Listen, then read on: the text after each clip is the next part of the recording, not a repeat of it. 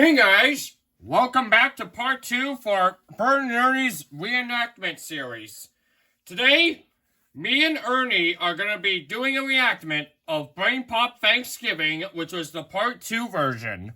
Ernie, would you like to say to the folks about what we're doing in the video? Well, we left off when the Wampanoags have their tribes against Paul Revere.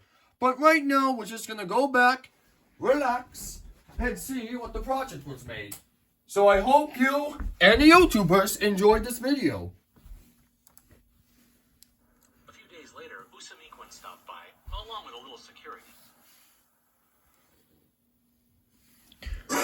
Stop the film! We'll be back in the jiffy because ads contain copyrighted infringement. Roll the film! Both groups were suspicious of the other. They exchanged hostages so that neither side would pull any tricks. Only then did John Carver, the governor of Plymouth, sit down with Usamequin. That was actually Paul Revere's brother, John Carver. You know the guy who makes John Carver in Plymouth? Oh, hush, Ernie. That was just fake news. Okay, roll the film again, because I don't know why John Carver is such a piece of butt. Be quiet, Bert. Massasoit, which means great leader. I thought Massachusetts already made Massasoit State Park. Be quiet, Bert. Focus on the video. They shared a ceremonial drink and agreed to terms. They would always meet in peace, and they would defend each other from attack. The treaty saved Plymouth. Usamequin sent an English-speaking man named Tisquantum to stay with the settlers. The English Tisquantum, huh? taught them how to survive. He showed them how to plant crops that would thrive and how to use fish as fertilizer. Tisquantum had actually grown up right there. Before the town became Plymouth, the Wampanoag called it Pawtuxet. It was one of the villages that had been wiped out by disease. Stop the film! You mean it's Pawtucket or Pawtuxet? Be quiet, Bert. Roll the film. The separatists chose the dead village as the site of their settlement. The hard work of clearing the land had already been done by Tisquantum's people. And thanks to his help, Plymouth had a bountiful harvest to celebrate in the fall of 1621. Well, the settlers didn't send out formal invitations.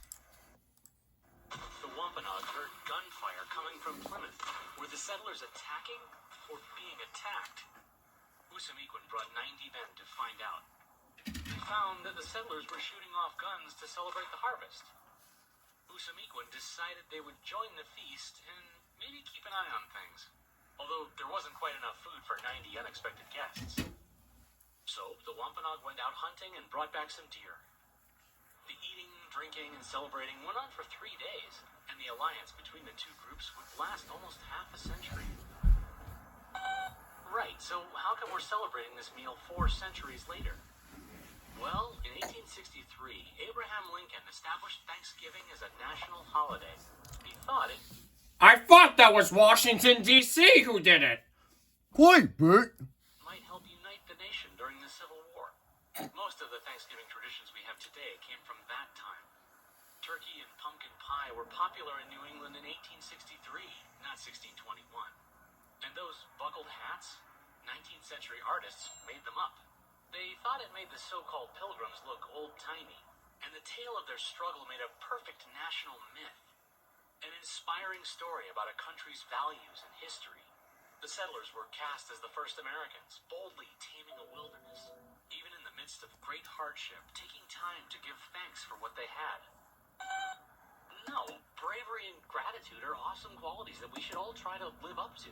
That's kind of the purpose of national myths, to provide examples of our best selves. Myths oversimplify. I think we should stop the film. I think the documentary looks like a old channel. But Bert, it has some errors for it. Whatever you say.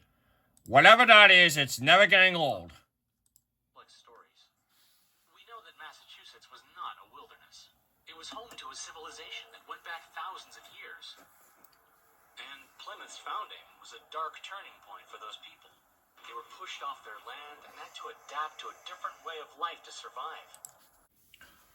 Well, stop the film. I think we should turn a little bit more further than that. That pattern was repeated repeated across the continent for the next 200 years. I think Sesame Street was being evaluated from the Pilgrims. Be quiet, Bert. We didn't get involved with all this. Even natives can do that.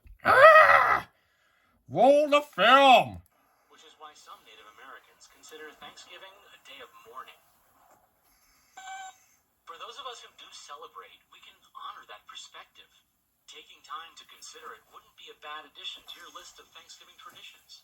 Even if it's a little heavier than watching football, hanging out with friends, and... Moby, you can't do that. You can't be drinking all that. Let's just rewind the tape to see what happens.